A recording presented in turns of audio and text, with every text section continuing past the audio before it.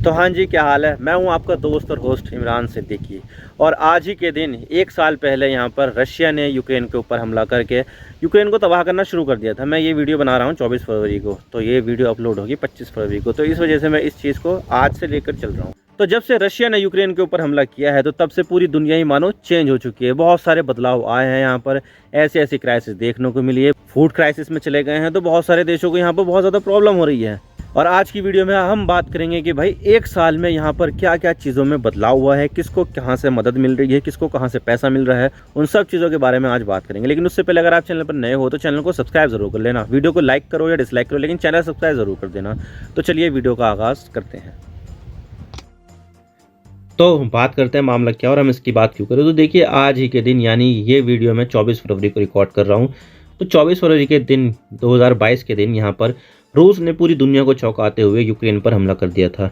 मुझे आज भी वो दिन याद है जब मैं 24 फरवरी को सुबह उठा था। थोड़ी थोड़ी सर्दी हो रही थी, लेकिन गर्मी भी पूरे शबाब पर आने वाली थी। तो तब जब मैं सुबह 6 बजे के आसपास उठा था, तो तब जैसे ही मैंने न्यूज़ देखने के लिए फ़ोन उठाया तो तब पता चला कि रूस ने 24 फरवरी की सुबह सुबह यूक्रेन पर हमला कर दिया था। और ऐसे टाइम पर किया था कि जब लोग सो रहे थे, क्योंकि सुबह 6 बज रहे थे, तो वो तो इंडिया में बज रहे थे, लेकिन वहाँ पर तो लगभग 2 या 3 बज रहे होंगे। और जब यूक्रेन पर हमला किया गया तो यूक्रेन के लोग अपनी अपनी जान बचाने के लिए भाग रहे थे। और युद्ध शुरू होने के कुछ ही घंटों में रशियन आर्मी यूक्रेन के साउथ से, ईस्ट से और बेलारूस की तरफ से यूक्रेन में दाखिल हो चुकी थी और इन इलाकों को अपने कंट्रोल में ले लिया।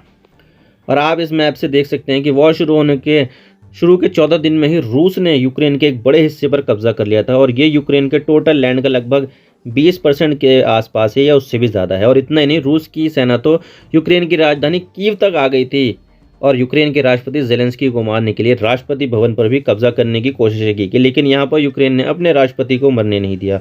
और आज भी यहाँ पर ज़ेलेंस्की ही राष्ट्रपति। और तब ऐसा लग रहा था कि यहाँ पर यूक्रेन जल्दी घुटने टेक देगा और दुनिया के बाकी देश भी यही सोच रहे थे कि अब यूक्रेन का खेल खत्म हुआ। लेकिन तभी यहाँ पर एंट्री होती है नाटो की और बोला कि क्यों टेंशन ले रहे हो भाई ज़ेलेंस्की, मैं तुम्हारी मदद करता हूँ। तो यहाँ पर नेटो के देशों ने यूक्रेन को लगातार हथियार भेजते रहे और यूक्रेन को लगातार हथियार मिलते रहे। आप देख सकते हैं कि नाटो देशों के साथ साथ बहुत सारे नेटो के सहयोगी देशों ने भी यूक्रेन की मदद की है। और इतना ही नहीं, हमारे पड़ोसी देश पाकिस्तान ने भी पीछे के दरवाजे से यूक्रेन में अपने हथियार भेजे हैं, जिसकी वजह से पाकिस्तान अपनी गिरती हुई साख को वापस पाने की कोशिश कर रहा है। और इससे पाकिस्तान ये उम्मीद लगा रहा है कि शायद ऐसा करने से पाकिस्तान को IMF से या वर्ल्ड बैंक से थोड़ा लोन मिल जाए। और इसके अलावा बहुत सारे देश मिलिट्री हार्डवेयर तो नहीं दे रहे, लेकिन यहाँ पर मानवीय सहायता, ह्यूमैनिटेरियन एड ये दे रहे हैं। लेकिन यहाँ पर इस युद्ध में भारत एक न्यूट्रल देश बना रहा, क्योंकि भारत के रूस के साथ भी हिस्टोरिकली रिलेशन है, लेकिन भारत पश्चिमी देशों को भी नाराज नहीं करना चाहता। तो ऐसे में भारत ने बीच का रास्ता अपनाया और यहाँ पर न्यूट्रल बना। मैप में भारत का नक्शा गलत दिखाया गया है, तो इसके ऊपर जाना नहीं, क्योंकि ये जो नक्शा बनाया है ये इंडिया के किसी भी लोग ने नहीं बनाया, ये बाहर के लोगों ने अपने हिसाब से बना दिया, जिस तरह से वो इंडिया को देखते हैं, पाकिस्तान को देखते हैं। और फिर नेटो से मिले इन हथियारों के दम पर यूक्रेन ने रूस के सैनिकों पर अटैक करना शुरू कर दिया। और अब आप देख सकते हैं कि यूक्रेन ने वापस से रूस के द्वारा हथियाए गए इलाकों को काउंटर स्ट्राइक के बाद वापस ले लिया है। लेकिन अभी भी यूक्रेन के 15% से भी ज़्यादा इलाके पर रूस का कब्जा है और वहाँ पर लड़ाई काफ़ी ज़्यादा इंटेंस चल रही है। वैसे देखा जाए तो यूक्रेन अपने बाकी सारे इलाकों को रूस से छुड़ा सकता था, लेकिन यहाँ पर एंड टाइम में रूस की मदद करने के लिए सामने आया ईरान, जिसने उसको लगातार कामिकाज़े यानी कि सुसाइड ड्रोन की सप्लाई जारी रखी, जिससे रूस ने यूक्रेन की क्रिटिकल और एनर्जी इंफ्रास्ट्रक्चर को बर्बाद करना शुरू कर दिया। और इसी तरह यहाँ पर अभी भी एक एक गांव और एक एक टाउन को कब्जा करने के लिए यहाँ पर हैवी शेलिंग और फाइटिंग देखने को मिल रही है और दोनों ही देश पीछे हटने को तैयार नहीं है। और इसी चीज़ को देखते हुए यहाँ पर कहना मुश्किल है कि भाई ये जंग कब खत्म होगी। लेकिन इस चीज़ से अगर सबसे ज़्यादा किसी के ऊपर फ़र्क पड़ा है तो वो है आम लोग। और यूनाइटेड नेशन रिफ्यूजी काउंसिल यानी कि UNHCR, जो दुनिया भर में शरणार्थियों के लेकर काम करती है, उसने यहाँ पर यह बताया है कि यूक्रेन वॉर दुनिया की सेकंड लार्जेस्ट डिस्प्लेसमेंट है। पहले नंबर पर तो सीरिया आता है, लेकिन दूसरे नंबर पर यूक्रेन वो देश है जहाँ के लोग वॉर से सबसे ज़्यादा डिस्प्लेस हुए, यानी कि इन्हें अपनी जान बचाने के लिए घर बार छोड़कर भागना पड़ा। और 6.3 मिलियन यानी कि 63 लाख यूक्रेनी तो यूक्रेनी छोड़ चुके हैं, जबकि 6.6 मिलियन पीपल इंटरनली डिस्प्लेस हुए हैं, यानी कि अपना घर छोड़कर अपने ही देश में किसी दूसरी जगह पर रहने चले गए हैं। यानी कि टोटल डिस्प्लेस्ड लोगों की संख्या यहाँ पर 1,40,00,000 है, जो काफ़ी ज़्यादा बड़ा नंबर है। उतने नहीं, ज़्यादातर जो लोग हैं वो यूरोप के देशों में, जैसे कि पोलैंड भाग गए हैं, जर्मनी भाग गए, रोमेनिया भाग गए हैं या फिर फ्रांस भाग गए हैं। लेकिन जिन इलाकों को रूस ने हमला करके अपने कब्जे में लिया था तो उन जगहों पर रहने वाले लोग रूस भाग गए। तो रूस में भी काफ़ी बड़ी संख्या में यूक्रेनी लोग मौजूद है, लेकिन ये यूक्रेनी लोग रूस में रहना भी नहीं चाहते हैं और अपने देश वापस भी नहीं जाना चाहते हैं। वे तो बस इसी जुगाड़ में है कि किसी तरह से यूरोप में चले जाएं और रशिया से भाग जाएं। और अगर हम गरीबी और मंदी की बात करें तो यहाँ पर वॉर की वजह से गरीबी तो बढ़ी है, लेकिन साथ में यूक्रेन की अर्थव्यवस्था भी तबाह हो गई है। और आज यूक्रेन की टोटल 4 करोड़ की आबादी में से 40% आबादी गरीब हो गई है, क्योंकि यहाँ पर उनके लिए अपनी जान बचाना सबसे ज़्यादा ज़रूरी है। तो उन्होंने अपना सब कुछ छोड़ दिया और अब वो काफ़ी ज़्यादा गरीब हो गए हैं।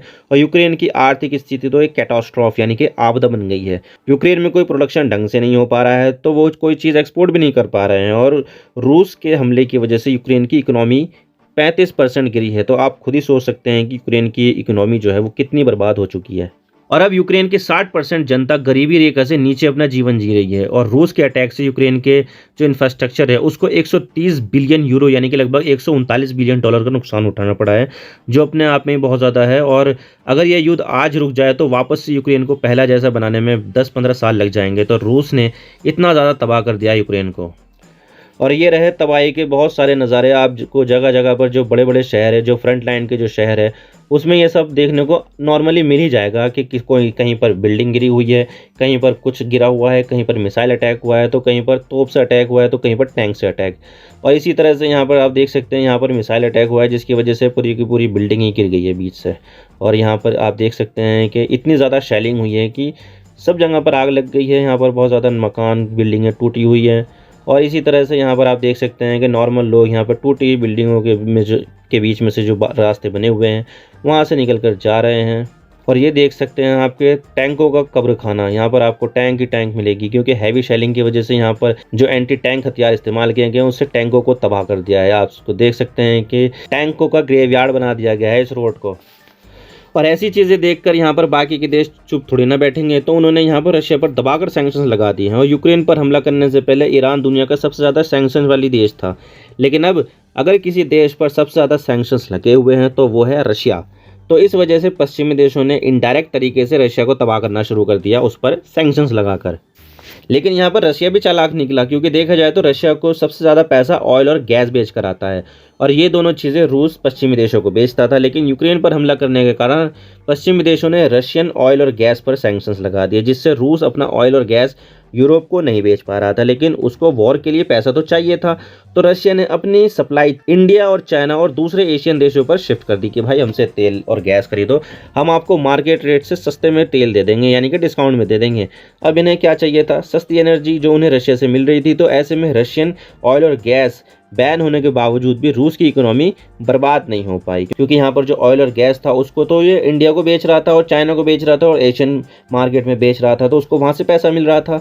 और पश्चिमी देशों के सारे किए किराए पर पानी फिर गया। और इसीलिए तो यूक्रेन यहाँ पर इंडिया और चाइना पर सैंक्शन लगाने की बात करता है।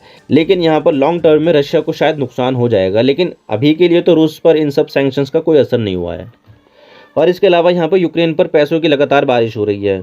और जब से रशिया ने हमला किया है तो तब से ही करोड़ों अरबों डॉलर मिलिट्री, ह्यूमैनिटेरियन एड और फाइनेंशियल एड के रूप में मिल चुके हैं। और इसमें अमेरिका ने 70 बिलियन डॉलर अकेले ही दे दिए हैं। इतना तो भारत का सालाना बजट में नहीं होता है जितना पैसा अमेरिका ने यूक्रेन को पिछले साल दे दिया कि जाओ अपनी पसंद का कोई भी मिलिट्री हार्डवेयर खरीदो, हथियार खरीदो और अपने सैनिकों को सैलरी दो और खाने पीने का सामान खरीदो। और इसके अलावा भी इस साल यूक्रेन को अमेरिका की तरफ से और ज़्यादा पैसा मिलने वाला है। और इसके अलावा यूरोपियन यूनियन ने भी यहाँ पर यूक्रेन को 50 बिलियन डॉलर की मदद की है, जिसमें जर्मनी ने सबसे ज़्यादा मदद की है। और इस साल भी EU के देशों से मिलिट्री एड पाइपलाइन में है और बहुत सारी आने वाली भी है। और इसके अलावा नेटो ने भी अपनी सीमाओं को मोबिलाइज कर रखा है ताकि रूस यूक्रेन से आगे ना बढ़ पाए, वो रूस की जो सेना है वो यूक्रेन तक ही सीमित रहे। और इसके अलावा यहाँ पर रशिया यूक्रेन वॉर की वजह से ग्लोबल फूड शॉर्टेज भी देखने को मिल रही थी और कई सारे देशों में खाने पीने की कमी हो गई थी, जैसे कि इजिप्ट, टर्की, बांग्लादेश और भी बहुत सारे देशों में खाने पीने की कमी हो गई थी। चलो बांग्लादेश को तो हमने भेज दिया था, लेकिन बाकी के देशों में यहाँ पर बहुत ज़्यादा कमी देखने को मिली थी, क्योंकि देखा जाए तो यूक्रेन और रूस दोनों ही देश दुनिया के टॉप 5 गेहूँ एक्सपोर्टर में शामिल हैं और बहुत सारे देश तो इन देशों से गेहूँ खरीदते हैं, जैसे कि इजिप्ट, टर्की, बांग्लादेश, ये इनसे ही खरीदते हैं। तो युद्ध की वजह से यहाँ पर दोनों ही देशों से गेहूं एक्सपोर्ट नहीं हो पाया, जिससे यहाँ पर हमें ग्लोबल फूड शॉर्टेज देखने को मिली। लेकिन अब यहाँ पर ग्लोबल फूड शॉर्टेज को किसी तरह से अवॉइड किया जा चुका है। यहाँ पर बहुत सारे एफर्ट्स डाले गए हैं, क्योंकि यहाँ पर पिछले साल के मुकाबले इस साल हमें ज़्यादा गेहूं का प्रोडक्शन देखने को मिला है। और एक समय में गेहूं का जो प्राइस था वो $430 प्रति टन पहुँच गया था, लेकिन अब किसी तरह से इसमें थोड़ा बहुत कंट्रोल किया जा सका और ये $300 प्रति टन पहुँच गया है। लेकिन युद्ध शुरू होने से पहले ये $275 प्रति टन होता था, जो अभी भी ज़्यादा ही है $300।